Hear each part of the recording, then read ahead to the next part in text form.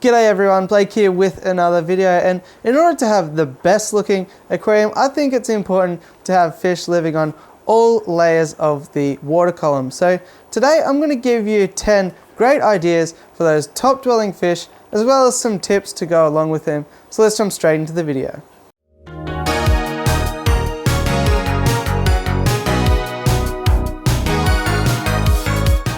Okay, so when talking about top dwelling fish, there's a few notes that I like to point out before choosing any at all.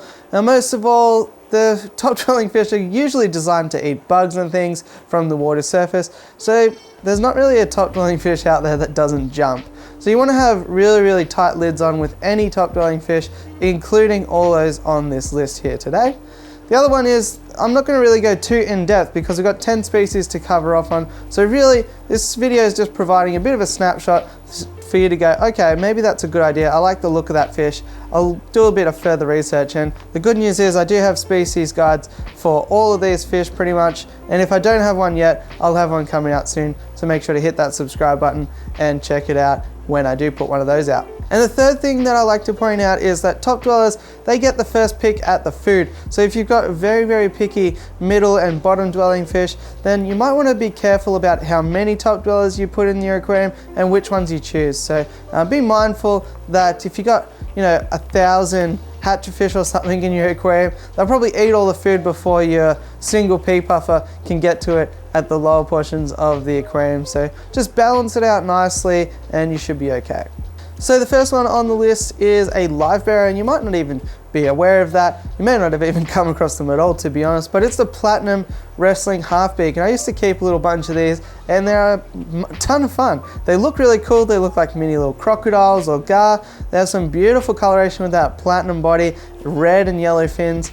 And yeah, they are a live bearer, but they're not going to be as prolific as guppies and that sort of thing. They actually have a bit of an issue where unless you feed them a lot of really high quality, mostly live foods, a lot of their births are actually stillborn. So in order to get some feasible fry, you are going to feed plenty of live brine shrimp and all that. They do pretty well out in the pond, but do put a cover over it because they are prone to jumping. But other than that, they can be a really nice, unique option for the top of your aquarium. I wouldn't put them with anything too big or too boisterous because they are a little bit more timid than other top dwellers on the list. But overall, I think they're a cool, unique option, and they pair really well with some of the smaller fish like Cepides, Ember Tetras, and that sort of thing. So definitely consider Platinum Half-Beaks for your top dwelling options. Next one I've got for you is a bit of a larger one, the Golden Wonder Panchax. Some beautiful shimmery gold scales, some red on the fins of the males. Big old mouth though, so be careful. They will eat up a lot of fish that you don't actually think they'll be able to eat up, but their mouth is quite wide, basically eyeball to eyeball, and does open up quite a long way. So be careful about what you put them with. But outside of that, really safe and peaceful option. They're not prone to fighting or anything like that. They breed really easily through a spawning mop, and their eggs are really quite large, so they're easy to find. Not really going to do any damage and totally plant safe and all that. Next up, I've got an option if you plan to breed other fish in the aquarium, and that is pencilfish. The Latin name Nanostomus literally means small mouth. So the good thing about pencilfish is that most fry are going to be too big for them to even fit in their mouth. This does come with a slight downside in that, that small mouth, they're not going to really be able to take to a pellet and so forth, but they'll love baby brine shrimp and other foods like that. So if you're going to feed crushed up flakes and smaller foods, then pencilfish might be a great option for you, in particular for those aquariums that you're looking to breed something else like an Apistogramma, a ram or something like that. Back to a more nano option, definitely clown killifish or rocket killifish are the way to go. You got some beautiful nice brown and beige stripes on the body, and then you get this beautiful like rocket tail, especially on the males with blues, reds, yellows and that sort of thing. They really do look like mini rockets, and they will shoot out of the aquarium just like a lot of these other top dwelling fish. Once again, feed a lot of small foods. They're a bit of a sitting target as well up the top of the aquarium, and a lot of other fish will probably be able to eat them, but things like rasboras and other smaller fish will be perfectly fine paired with clown killifish. So the next option I'm going to present to you is the most hardy option of all of those that I'll present to you today, and that is the Medaka ricefish. They are so hardy that I've even kept them in an outdoor pond all year round down here in the bottom of Victoria where it gets very, very cold. So they come in a variety of colours as well, from platinums to oranges to caramelly sort of colours, and red and white combinations as well. They do really nicely in ponds, and if you've got sort of a larger clay bowl or a pond, then they can be a great selection for that as well. But in a normal tank setting, they'll do perfectly fine as well. They make their fins into a bit of a basket and just sort of carry around these eggs until they stick to plants and that sort of thing as they swim by them. So that's really cool to witness as well. Overall, a really peaceful option again. They'll grow about 2 centimeters or 1 inch, and yeah, just be a really nice addition to your community tank again. So definitely consider Medaka rice fish. Our third and final killifish that I'm gonna present today is the gardener eye killifish, packed full of color. You got some red splotches against sort of powder blues and pinks and all that sort of stuff. Really nice addition. Is not gonna get quite as big as the Golden Wonder killifish, so if you want something that's definitely going to look like a bit of a disco ball at the top of an aquarium, gardener eye killifish could be the go. Once again, they're an egg spawner, so put a spawning mop in an aquarium or have some floating plants for them to lay their eggs on. You can then harvest them and hatch them out fairly easily from that point.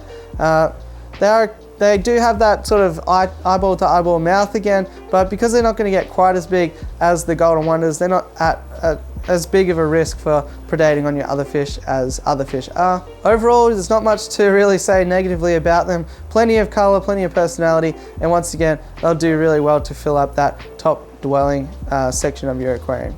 Now for something really unique looking, I'd definitely say the African butterfly fish is one that's hard to go past. It's perfectly camouflaged as a leaf. They don't really move too much, so if you're looking for activity, they're not the fish for you, but they'll just sort of hang around at the top of your aquarium, bouncing around with the water like this, pretending to be a leaf. They're an ambush predator. They are a bony mouth fish like arowanas are, so they do have the same sort of trapped on mouth, which does open quite large. So yeah, so apart from being able to predate upon a lot of the smaller rasboras and other fish like that, they're really, really unique and really cool, and they're one of those ones you can surprise your friends with. Like if they're checking out your aquarium and then you just point to the top corner, you're like, I bet you didn't even realize there was a fish there. So yeah, fancy looking fish. Don't give them a heap of flow and stuff like that. They won't really appreciate that. And definitely make sure you feed foods that are going to hang around at the top of the water surface, because otherwise they might not be able to get to the food that easily. The next one on the list, probably a lot of us already keep them, but of course they're a top dweller, and that is betta fish. They come in all sorts of colors, scale types, fin lengths and types, and there's definitely a betta for everyone out there. I'd keep them as a bit of a sole centerpiece fish, but in terms of filling out that top of the aquarium, they'll certainly hang out there a lot more if they have something to rest upon. Bettas are obviously an anabantoid, which means that they breathe air from the surface. They don't, well they can, but they don't often breathe through the water to aspirate that oxygen out of it. Really, really hardy fish. Just make sure that you care for them appropriately in a decently sized tank with a heater as well. And you'll find that bettas are a great wet pet, really packed full of personality and something that you can really cherish for years and years. There's a reason that they're so popular in the hobby, and that's because they're a ton of fun. It's hard to go past bettas when considering any aquarium, really. Next up, a relative of the betta, another anabantoid, but one that definitely doesn't exactly appear to be a cousin, and is a bit of a more improved temperament, to be honest, and that is the honey gourami. These guys are super peaceful, really nice golden honey sort of color. That's where the name comes from. Small compact body, but they'll readily take to any food at all. They'll happily live with pretty much any tank mate they like, so long as it's not something that's too big and boisterous that's going to bully them. They'll hang out in groups as well, and you can keep them in up to groups of 6 if you like, and they're not really going to give you any dramas at all. The biggest risk for honey gouramis is that other fish are going to peck off. They have these 2 sort of feeler fins at the front of their body, and they can sometimes be ripped off by other fish. They will grow back as long as they're not ripped off too far, but we don't really want to keep them with anything that is going to do that anyway. Overall, a nice, affordable, easy to find option, and one that's not really going to give you too many headaches. I definitely recommend the honey gourami as well. And last but not least on this list, I'm going to go with the marbled hatchet fish. Really funny looking fish. They have some nice texture to them, especially the marbled variety. The hatchet, obviously their body kind of looks like a hatchet axe, so that's where I believe the name comes from. But funny little fish, and yeah, one of those ones that you'll struggle to really notice in a fish store until you sort of look underneath the aquarium and look up, you'll see these little things darting around the top of your aquarium. Once again, make sure that you're going to feed foods that are going to hang around at the top of the water surface, because they're not really going to go further down than the top, really 20% of your aquarium. They do better in groups, so get a group of like 6 or so, and they'll even really enjoy some live foods like mosquito larvae and that sort of thing as well. Hanging around right at the water surface, they are a bit of a sitting duck, so once again, choose carefully the tank mates that's going to go below them.